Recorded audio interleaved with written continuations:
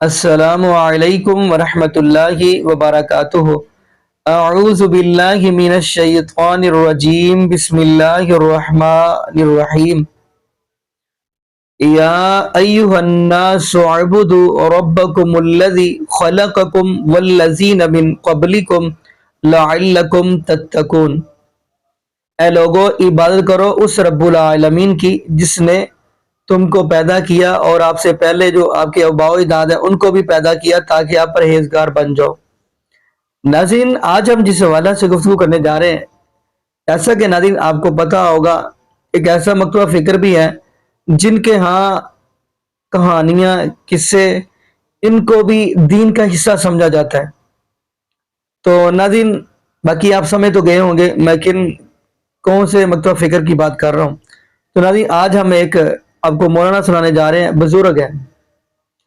اب وہ یہ بات کہہ رہے ہیں کہ نبی عیسیٰ علیہ السلام جو اللہ کے نبی تھے، وہ اللہ کے حکم سے مردہ زندہ کر دیتے تھے، لیکن پیر عبدالقادر جیلانی رحمۃ اللہ علیہ، ناظرین میں ان کو اللہ کے ولی مانتا ہوں، پیر عبدالقادر جیلانی رحمۃ اللہ علیہ اللہ کے ولی ہیں، لیکن ناظرین دکھ والی بات یہ ہے کہ پیر عبدالقادر جیلانی رحمۃ اللہ علیہ رفع الیدین کے ساتھ نماز پڑھیں، آمین بالجہر کہیں، لیکن یہ ان کے نام کے اوپر کھیرے تو کھائیں لیکن ان کا کہنا بھی نہ مانیں۔ وہ رفع الیدین کرتے تھے لیکن یہ نہیں کرتے۔ خیر ناظرین، اب ہم انہی مولانا کے زبانی وہ ان کی گفتگو سنتے ہیں، کہتے ہیں یہ تو بات ہی کوئی نہیں، عیسیٰ علیہ السلام اگر اللہ کے حکم سے مردہ زندہ کر دے یہ تو بات ہی کوئی نہیں، یہ تو گل ہی کوئی نہیں۔ ہمارے پیر عبدالقادر جیلانی رحمۃ اللہ علیہ اپنے حکم کے ساتھ کئی سالوں پرانے جو مردے تھے ان کو اٹھا کے بھگا دیا تھا، اٹھا کے کھڑے کر دیا، بھگا دیا ان کو۔ آئیے ناظرین اسی کی زبانی وہ گفتگو سنتے ہیں، پھر انشاءاللہ ناظرین اسی والا سے ہم بھی گفتگو کریں گے۔ تو آئیے ناظرین مل کے گفتگو سنتے ہیں۔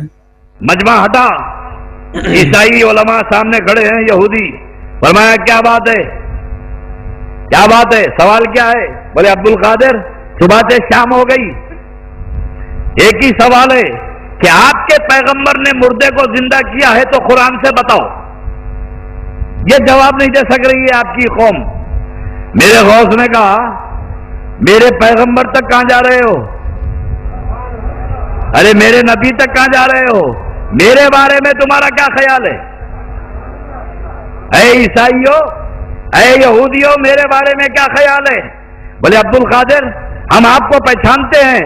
بولے میں نبی نہیں ہوں، میرے نبی کے گھرانے کا ایک فرد ہوں اور میرے نبی کا ایک امتی ہوں۔ ارے میرے آقا تک کہاں جاتے ہو؟ عبدالقادر مردوں کو زندہ کرتا ہے، میں مردوں کو زندہ کرتا ہوں، بتا کس مردے کو زندہ کروں؟ پورے عیسائی لاجواب ہو گئے، غوث اعظم کو لے گئے بغداد کے ایک پرانے قبرستان میں، اور ایک پرانی قبر کو بتا کے جو 200 سال پہلے کی قبر تھی، بولے عبدالقادر اس قبر کے مردے کو زندہ کر دو۔ تو غوث اعظم نے قبر کی طرف دیکھا، دیکھ کے فرمایا اس قبر میں ایک قوال ہے، یہ ایک قوال کی قبر ہے، اگر تم چاہو تو گاتا ہوا اٹھا دوں، تم چاہو تو گاتا ہوا اٹھا دوں۔ بولے عبدالقادر جیسے چاہے زندہ کرو، پر زندہ ہونا ہے مردہ، اور ثابت کر دو کہ تمہارا نبی کا دین سچا ہے اور تمہارے نبی نبی کے سردار ہیں، نبیوں کے سردار ہیں۔ پرانے پیر قبر کی طرف دیکھے، پھر عیسائیوں کی طرف دیکھے، فرمایا اچھا یہ بتاؤ عیسیٰ علیہ السلام کیا کہتے تھے جو مردے زندہ ہوتے تھے؟ کیا کہہ کر مردوں کو زندہ کرتے تھے؟ تو عیسائی عالم نے کہا عبدالقادر آپ کے قرآن میں خود لکھا ہے، عیسیٰ کہتے تھے قم بإذن اللہ، اللہ کے حکم سے زندہ ہو جا، تو مردے زندہ ہو جاتے تھے۔ یہ تو قرآن میں ہے قم بإذن اللہ۔ تو غوث اعظم نے خبر کی طرف دیکھ کے فرمایا وہ عیسیٰ تھے جو قم بإذن اللہ کہتے تھے، قبر کی طرف دیکھ کے فرمایا عبدالقادر کے حکم سے زندہ ہو جا۔ جی ناظرین، آپ نے یہ ویڈیو مناظر فرمائی۔ ناظرین اب کیا پیچھے رہ گیا بیان کرنے کے لیے؟ عجیب و غریب قصے کہانیاں بیان کرتے ہیں۔ کہیں ان کے مولانا آپ سنیں گے ایسے بھی ہیں جن کا کہنا یہ ہوتا ہے کہ پیر عبدالقادر جیلانی رحمۃ اللہ علیہ کہ ان کی پیر عبدالقادر جیلانی رحمۃ اللہ کی تعریف جو اللہ کی شان ہے وہ پیر عبدالقادر جیلانی رحمۃ اللہ کو اس بندے نے دے دی ہے۔ یعنی کہ اللہ رب العالمین کی شان ہے. سورہ لقمان آپ پڑھیں گے تو اللہ رب العالمین کے علم کی باری آئی, فرمایا اگر ساری دنیا کے درخت اکٹھے کر لیے جائیں, ان کے کلمے بنا لی جائیں اور سمندروں کی سیاہی بنا لی جائے تو تب بھی اللہ رب العالمین کا علم ختم نہیں ہو سکتا. تو اس بندے کا نام کیا لوں؟ اس بندے نے کہا نہیں, یہ پیر عبد القادر جیلانی رحمۃ اللہ کے بارے میں آیتیں نازل ہوئی ہیں. استغفر اللہ معاذ اللہ. ناظرین کون سی ہم بات کریں؟ کہیں کہتے ہیں کہ یہ پیر عبد القادر جیلانی رحمۃ اللہ علیہ جب نبی نوح علیہ السلام نے کشتی تیار کی اور سب کو سوار کر لیا تو اس کے اندر پیر عبد القادر جیلانی رحمۃ اللہ علیہ بھی تشریف فرما تھے. جبکہ ناظرین اللہ پاک نے سمجھ دی ہے, عقل دی ہے, پتہ ہونا چاہیے. اس وقت تو پیر عبد القادر جیلانی رحمۃ اللہ دنیا پہ نہیں آئے تھے, لیکن یہ کہتے نہیں اس وقت وہ کشتی میں سوار تھے.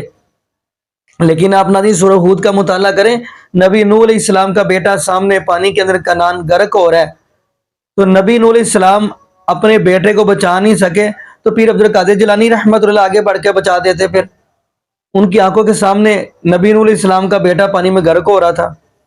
عجیب و غریب بات. اب ناظرین کون سی ہم آپ کو بات بتائیں؟ تو اگر جو بندہ قرآن حدیث کی بات کرتا ہے تو اس کو بھی لوگ معافی نہیں دیتے. میں کہتا ہوں جب ہمارے پاس قرآن حدیث ہے تو پھر ہمیں کیا ضرورت ہے قصے کہانیاں بیان کرنے کی؟ جو بندہ قرآن حدیث بیان کرے, اور یہ جو بندے قصے کہانیاں پہ لگ جائیں نا, ان کو پھر قرآن حدیث بیان کرنے والا اچھا نہیں لگتا.